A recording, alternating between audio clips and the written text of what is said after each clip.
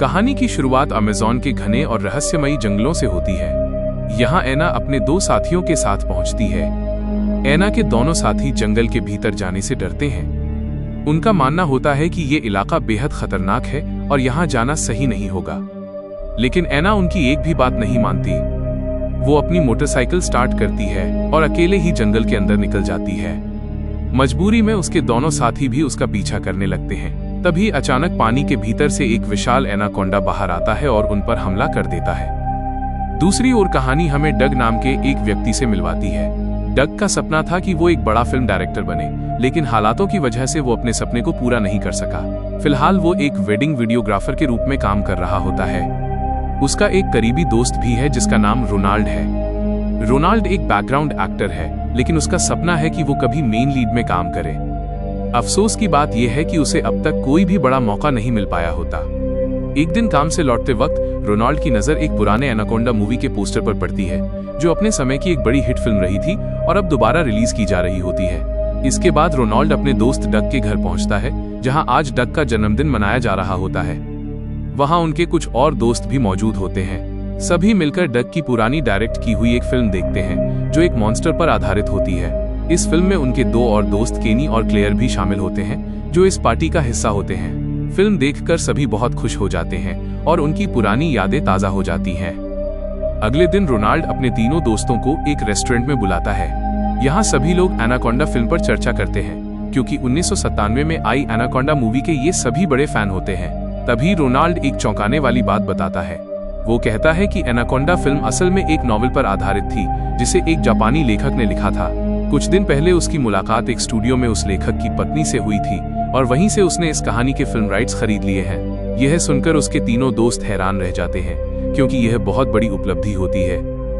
Ronald उत्साह से कहता है कि अब वे सभी मिलकर एनाकोंडा पर अपनी खुद की फिल्म बनाएंगे, लेकिन डग इस प्रस्ताव के लिए मना कर देता है। वो कहता है कि उसके ऊपर परिवार की जिम्मेदारियां हैं और वो इस रिस्क को नहीं ले सकता। इसके बाद डग अपने घर लौट जाता है। वहां वो देखता है कि उसका बेटा उसकी बनाई हुई पुरानी फिल्म देखकर बहुत खुश हो रहा होता है। डग की पत्नी उसे समझाती है कि उसे अपने अधूरे सपने को एक बार जरूर पूरा करना चाहिए। ये बात डग के दिल को छू जाती है और वो फैसला करता है कि वो रोनाल्ड के साथ एनाकोंडा प्रोजेक्ट पर काम करेगा। अब डग एनाकोंडा फिल्म की कहानी लिखना शुरू करता है और कुछ ही समय में स्क्रिप्ट पूरी हो जाती है। इसके बाद चारों दोस्त मिलकर बैंक से लोन लेने जाते हैं। बैंक उन्हें लोन तो दे देता है, लेकिन रकम काफी कम होती है।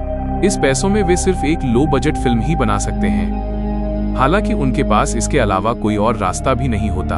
अब पूरी तैयारी के साथ ये चारों ब्राजील के अमेज़न रेन फॉरेस्ट पहुंच जाते हैं। यहाँ उनकी मुलाकात एक ऐसे आदमी से होती है जो पेशे से स्नेक हैंडलर होता है।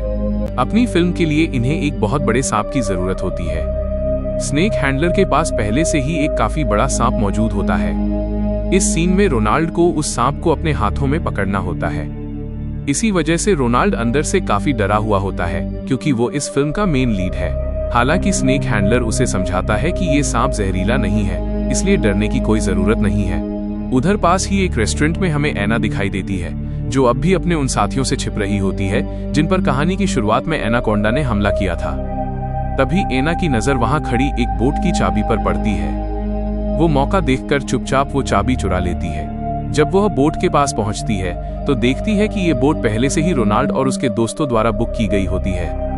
एना झूठ बोल देती है कि वही इस बोट की ड्राइवर है। इसी दौरान हमें स्नेक हैंडलर को दिखाया जाता है। जब वो सांप वाले बॉक्स को बोट में रखने की कोशिश कर रहा होता है, तभी गलती से वो बॉक्स टूट जाता है।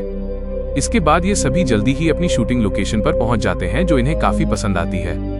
इसी जगह पर फिल्म की शूटिंग शुरू होती है। इस फिल्म में रोनाल्ड और क्लैरिस मेन लीड होते हैं। बचपन में ये दोनों एक दूसरे को पसंद करते थे, लेकिन अब एक साथ काम करने के बाद इनके बीच फिर से नजदीकियां बढ़ने लगती हैं। शूटिंग खत्म होने के बाद रात में रोनाल्ड अपने कमरे में सो रहा होता है। तभी अचानक एक बहुत बड़ा सांप उसके पास आ जाता है, क्योंकि सांप वाला बॉक्स टूट चुका होता है। ये देखकर रोनाल्ड बहुत ज्यादा डर जाता है। तभी स्नेक हैंडलर वहां पहुंच जाता है और पूरी स्थिति को संभाल लेता है। अगली सुबह रोनाल्ड को सांप के साथ एक सीन शूट करना होता है, लेकिन वो अंदर से काफी डरा हुआ होता है। फिर भी वो जानता है कि उसके पास कोई दूसरा ऑप्शन नहीं है। वो डरते हुए सांप को अपने ऊपर पकड़कर एक्टिंग शुरू करता है। तभी सांप धीरे धीरे उसके मुंह के बहुत पास आ जाता है। इससे रोनाल्ड घबरा जाता है और घबराहट में वो सांप को पानी में फेंक देता है। इस वजह से सांप बोट के पंखों में फंसकर मर जाता है। अब पूरी शूटिंग बर्बाद हो जाती है क्योंकि बिना सांप के ये फिल्म आगे शूट नहीं की जा सकती। रात के समय रोनाल्ड और स्नेक हैंडलर एक साथ बैठे होते हैं। रोनाल्ड उससे माफी मांगता है क्योंकि उसी की गलती से उसका सांप मारा गया होता है। साथ ही वो उसे अपने संघर्ष और सपनों के बारे में बताता है। स्नेक हैंडलर उसे दिलासा देता है और कहता है कि चिंता मत करो, मैं अभी जंगल में जाकर तुम्हारे लिए एक और उससे भी बड़ा सांप पकड़ कर लाऊंगा। असल में स्नेक हैंडलर नशे में होता है और उसी हालत में वो जंगल के अंदर एक और बड़ा सांप पकड़ने निकल जाता है, लेकिन उसे अंदाजा भी नहीं होता कि ये उसकी जिंदगी की सबसे बड़ी गलती साबित होने वाली है। जंगल के अंदर अचानक असली और बेहद खतरनाक एनाकोंडा उसके सामने आ जाता है। एनाकोंडा उस पर हमला करता है और कुछ ही पलों में स्नेक हैंडलर की जान ले लेता है। जब काफी देर तक स्नेक हैंडलर वापस बोट पर नहीं लौटता तो रोनाल्ड और उसके सभी दोस्त घबरा जाते हैं। सभी को लगता है कि कुछ न कुछ गड़बड़ जरूर है। इसके बाद ये सभी मिलकर उसे ढूंढने के लिए जंगल के अंदर निकल पड़ते हैं। एना भी इनके साथ होती है। आगे बढ़ते हुए इन्हें जंगल के बीच एक गाड़ी दिखाई देती है। जब वे गाड़ी के पास जाते हैं तो देखते हैं कि उसके अंदर कोई मौजूद नहीं होता। सभी लोग गाड़ी को ध्यान से चेक करने लगते हैं। तभी अचानक एनाकोंडा स्नेक हैंडलर की लाश को उठाकर इनके सामने फेंक देता है। ये नजारा देखकर सभी लोग बुरी तरह डर जाते हैं। अब घबराकर ये सभी गाड़ी को स्टार्ट करके वहां से भागना चाहते हैं, लेकिन गाड़ी स्टार्ट नहीं होती। हालात बिगड़ते देख डग पूरी हिम्मत जुटाकर गाड़ी से बाहर निकलता है। वो बोनट खोलकर गाड़ी को ठीक करने की कोशिश करता है और किसी तरह गाड़ी स्टार्ट कर देता है, लेकिन उसी समय एनाकोंडा डग पर हमला कर देता है। किसी तरह डग खुद को बचाकर वापस गाड़ी के अंदर आ जाता है। अब सभी लोग गाड़ी लेकर वहां से भागना शुरू कर देते हैं और एनाकोंडा से जान बचाने की कोशिश करते हैं। इसी बीच उनके पीछे कुछ और लोग भी लग जाते हैं जो एना को पकड़ना चाहते होते हैं। दरअसल उन्होंने एना को इन्हीं लोगों की गाड़ी में देख लिया होता है। वे लोग गाड़ी रुकवाने की कोशिश करते हैं, लेकिन एना सबको चेतावनी देती है कि गाड़ी मत रोकना। वो बताती है कि ये लोग इस इलाके के इलीगल गोल्ड माइनर्स हैं और अगर उन्होंने पकड़ लिया तो सभी को मार डालेंगे। एना की बात सुनकर वे गाड़ी नहीं रोकते। इसी दौरान उन्हें गाड़ी के अंदर एक बंदूक मिल जाती है। हालात को देखते हुए एना उस बंदूक से पीछा कर रहे लोगों पर फायरिंग शुरू कर देती है। जब एना ये सब कर रही होती है तभी केनी चुपचाप पूरा सीन अपने कैमरे में रिकॉर्ड कर लेती है। डग एना की बहादुरी से काफी ज्यादा प्रभावित हो जाता है। किसी तरह ये सभी लोग वहां से बचते हुए निकल जाते हैं और आखिरकार वापस अपनी बोट पर पहुंचते हैं। बोट पर पहुंचते ही एना सबको बताती है कि वो सभी को सुरक्षित बाहर निकाल सकती है। वो कहती है कि यहाँ से करीब 1 या 2 दिन की दूरी पर एक एयरपोर्ट है जहाँ से वे आसानी से निकल सकते हैं, लेकिन अगर वे अभी यहाँ से चले गए तो इनकी फिल्म अधूरी रह जाएगी और उनका पूरा सपना टूट जाएगा। हालांकि इस वक्त उनकी जान बचाना सबसे जरूरी होता है और उनके पास कोई दूसरा रास्ता नहीं होता। इसी बीच डग एना से कहता है कि वो चाहता है कि एना भी उनकी फिल्म में एक्ट करे। वो उसके लिए कुछ खास सीन लिख देता है। एना इस बात के लिए मान जाती है। अगले दिन डग उन्हीं सीनों को शूट करता है। जब रोनाल्ड ये सब देखता है तो उसे बहुत गुस्सा आता है क्योंकि उसके कई अहम सीन अब एना पर शूट किए जा रहे होते हैं। इसी बात को लेकर डग और रोनाल्ड के बीच जोरदार बहस शुरू हो जाती है। तभी उनके पीछे एक और बड़ा शिप आ जाता है जिसमें कई मशहूर और बड़े एक्टर्स मौजूद होते हैं। उनके साथ एक बहुत बड़ा फिल्म क्रू भी होता है। जब ये लोग उनसे बातचीत करते हैं तो उन्हें पता चलता है कि ये क्रू भी यहाँ एनाकोंडा फिल्म का सीक्वल शूट करने आया है। ये सुनकर डग पूरी तरह हैरान रह जाता है क्योंकि फिल्म के राइट्स तो उनके पास होने चाहिए थे। जब वो इस बारे में रोनाल्ड से सवाल करता है तो रोनाल्ड आखिरकार सच्चाई बता देता है। वो मान लेता है कि उसके पास एनाकोंडा मूवी के राइट्स नहीं थे और उसने सबको झूठ बोला था। रोनाल्ड कहता है कि अगर वो ये झूठ नहीं बोलता तो वे सभी अपनी पुरानी बोरिंग जिंदगी ही जी रहे होते जहां न कोई सपना होता और न ही कोई उम्मीद। उसी की वजह से वे सभी यहां तक पहुंचे और फिल्म बनाने की हिम्मत कर पाए। लेकिन डग को ये सुनकर बहुत गुस्सा आ जाता है। वो रोनाल्ड से कहता है कि वो यहां से चला जाए। इसके बाद रोनाल्ड एक छोटी बोट लेकर दूसरे क्रू को ज्वाइन करने के लिए वहां से निकल जाता है। थोड़ी दूर जाने के बाद रोनाल्ड को एक बोट दिखाई देती है जिस पर एनाकोंडा का सीक्वल बनाने वाला पूरा क्रू मौजूद होता है, लेकिन उस बोट का एक्सीडेंट हो चुका होता है। नदी के किनारे उसे एक असिस्टेंट डायरेक्टर दिखती है जो उससे मदद मांग रही होती है। रोनाल्ड जैसे ही उसकी ओर बढ़ता है उससे पहले ही वहां एनाकोंडा आ जाता है और उसे निगल जाता है। उधर डग और उसके दोनों दोस्त इस बात से बेहद परेशान होते हैं कि उन्होंने रोनाल्ड को अकेले जाने दिया। डग कहता है कि भले ही रोनाल्ड ने उनसे झूठ बोला हो, लेकिन अब उन्हें एना के साथ ही फिल्म पूरी करनी होगी। हालांकि केनी और क्लेयर इस बात के लिए तैयार नहीं होते। तभी एना अचानक उन पर गन तान देती है और कहती है कि अब उन्हें पास के एक आइलैंड पर जाना होगा क्योंकि वहां उसका एक जरूरी काम है। बोट के अंदर कई बड़े बड़े बैग छुपे होते हैं जिन्हें एना बाहर निकालने के लिए कहती है। जब वे बैग खोलते हैं तो अंदर ढेर सारा सोना देखकर हैरान रह जाते हैं। असल में एना खुद एक इल्लीगल गोल्ड माइनर होती है। उसने गैरकानूनी तरीके से इतना सारा सोना निकाला होता है और अब पुलिस उसका पीछा कर रही होती है। वो जल्द से जल्द इस सोने को बेचकर यहाँ से निकलना चाहती है। इसी दौरान वहां वो आदमी आ जाता है जो काफी समय से एना का पीछा कर रहा होता है और वो उसे गन पॉइंट पर ले लेता है। दरअसल वो एक पुलिस ऑफिसर होता है। वहीं दूसरी तरफ रोनाल्ड भी वहां पहुंच चुका होता है और दूर से सब कुछ देख रहा होता है। उसे लगता है कि ये पुलिस ऑफिसर कोई गलत इरादे वाला इंसान है। यही वजह होती है कि रोनाल्ड उस आदमी पर गोली चला देता है और उसे जख्मी कर देता है। एना को इसका पूरा फायदा मिल जाता है। वो मौके का फायदा उठाकर पुलिस ऑफिसर को मार देती है। इसके बाद वो क्लेयर को भी मारने ही वाली होती है। तभी अचानक वहां असली एनाकोंडा आ जाता है। एनाकोंडा सीधे एना पर हमला करता है और उसे निगल जाता है। यह देखकर बाकी सभी लोग डर के मारे जंगल की तरफ भागने लगते हैं। एनाकोंडा उनका पीछा करता है। भागते वक्त जंगल के अंदर डक को एक जहरीली जंगली मकड़ी काट लेती है जिससे उसे बहुत तेज दर्द होने लगता है। फिर भी सभी लोग आगे बढ़ते रहते हैं। धीरे धीरे रात हो जाती है। डक को अपनी गलती का एहसास होता है कि उसने रोनाल्ड के अहम सीन एना को दे दिए थे। इसी पछतावे में वो रोनाल्ड से माफी मांगता है। लेकिन तभी अचानक एनाकोंडा वहां आ जाता है और डक पर हमला करके उसे अपने साथ घसीट ले जाता है। डक की इस हालत से सभी लोग टूट जाते हैं क्योंकि वो उनका बचपन का दोस्त होता है। रोनाल्ड उसे बचाने के लिए वापस जाने की कोशिश करता है लेकिन क्लेयर उसे समझाती है कि अब कुछ भी करना बेकार है।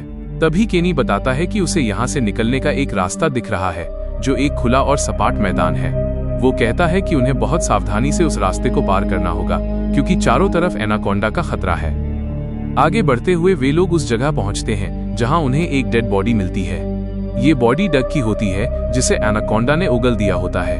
केनी सुझाव देता है कि क्यों न वे डक की बॉडी को चारे की तरह इस्तेमाल करें। उनका प्लान होता है कि एनाकोंडा बॉडी की तरफ जाएगा और वे लोग वहां से सुरक्षित निकल जाएंगे। वे डक के पीछे एक सुअर बांध देते हैं और उसके मुंह में एक चिड़िया रख देते हैं ताकि हलचल हो और एनाकोंडा आकर्षित हो जाए। कुछ ही देर में एनाकोंडा वहां पहुंच जाता है और डक की तरफ बढ़ने लगता है। तभी अचानक डक को होश आ जाता है और सबको पता चलता है कि वो अभी भी जिंदा है। यह देखकर सभी हैरान रह जाते हैं। डक तुरंत जान बचाने के लिए भागने लगता है। एनाकोंडा हमला करता है लेकिन सुअर को अपने साथ ले जाता है और इस तरह डक की जान बच जाती है। भागते भागते सभी लोग उस जगह पहुंच जाते हैं जहां दूसरे क्रू ने एनाकोंडा मूवी का सेट लगाया होता है। वहां उन्हें एक वॉकी टॉकी मिलती है और वे मदद मांगने की कोशिश करते हैं लेकिन वो ठीक से काम नहीं करती। तभी ऊपर से एनाकोंडा उन पर हमला करने ही वाला होता है लेकिन अचानक एक आदमी फ्लेयर गन चलाकर सभी की जान बचा लेता है। एनाकोंडा वहां से भाग जाता है। जिस आदमी ने फ्लेयर गन चलाई होती है उसका नाम आइस क्यूब होता है। वो 1997 में बनी एनाकोंडा फिल्म का सेकंड लीड रह चुका होता है। वो सभी को अपने साथ एक सुरक्षित जगह ले जाता है और बताता है कि उन्होंने यहाँ एनाकोंडा को मारने के लिए कई बॉम्ब और कैमरे लगाए थे लेकिन एनाकोंडा ने हमला करके सब कुछ तबाह कर दिया। बॉम्ब ब्लास्ट भी नहीं किया जा सकता क्योंकि इस वक्त एनाकोंडा वहां मौजूद नहीं होता। साथ ही उसके क्रू के 2 मेंबर्स अब भी जंगल में फंसे होते हैं जिनमें से एक जेनिफर लोपेज होती है। आइस क्यूब रोनाल्ड को अपनी गन देता है और बाकी क्रू को बचाने के लिए निकल जाता है। उसके जाने के बाद ये सभी एनाकोंडा को मारने का प्लान बनाते हैं। वे उस कंट्रोल पैनल तक पहुंचते हैं जहां से ब्लास्ट किया जा सकता है लेकिन इसके लिए जरूरी होता है कि एनाकोंडा को वहां तक लाया जाए। इस काम के लिए डग और रोनाल्ड बाहर जाकर गाड़ी चलाते हैं। गाड़ी की आवाज सुनकर एनाकोंडा उनके पीछे आ जाता है। वे गाड़ी को सेट के अंदर ले आते हैं और जैसे ही एनाकोंडा अंदर आता है केनी और क्लेयर ब्लास्ट कर देते हैं लेकिन एनाकोंडा बच जाता है। उसे मारना इतना आसान नहीं होता। अब सभी को लगने लगता है कि शायद कोई भी उन्हें बचा नहीं सकता। तभी रोनाल्ड अपनी जान की परवाह किए बिना एनाकोंडा के सामने खड़ा हो जाता है। उसके हाथ में गन होती है। वो वही डायलॉग बोलता है जो उसने बचपन में डग की बनाई हुई फिल्म में कहा था कि जब तक मैं जिंदा हूं तुम मेरे दोस्तों को नुकसान नहीं पहुंचा सकते। इसके बाद रोनाल्ड फ्लेयर गन से वहां रखे गैस सिलेंडर्स पर फायर करता है। एक बहुत बड़ा धमाका होता है और इसी धमाके में एनाकोंडा मारा जाता है। इस तरह चारों की जान बच जाती है। बाद में वे अपनी शूट की हुई फिल्म अपने दोस्तों और परिवार वालों को दिखाते हैं। सभी को फिल्म बहुत पसंद आती है, लेकिन उनके पास फिल्म के राइट्स नहीं होते, जिस वजह से उन्हें लीगल नोटिस मिल जाता है और वे फिल्म रिलीज नहीं कर पाते। हालांकि रोनाल्ड को आखिरकार एक फिल्म में काम मिल जाता है और उसकी शादी क्लेयर से हो जाती है, जो उसका बचपन का प्यार होती है। जेनिफर लोपेज डग से मिलती है और जंगल में उसके द्वारा शूट किया गया फुटेज उसे बहुत पसंद आता है। वो डग से कहती है कि आने वाले एनाकोंडा सीक्वल को वही डायरेक्ट करे। डग को अपनी किस्मत पर यकीन नहीं होता और वो खुशी के मारे वहीं बेहोश हो जाता है। वहीं दूसरी तरफ जिस स्नेक हैंडलर पर सबसे पहले एनाकोंडा ने हमला किया था और जिसे पानी में घसीट कर ले गया था, वो अब भी जिंदा होता है। इसी के साथ ये कहानी यहीं खत्म हो जाती है। उम्मीद है आपको ये कहानी पसंद आई होगी।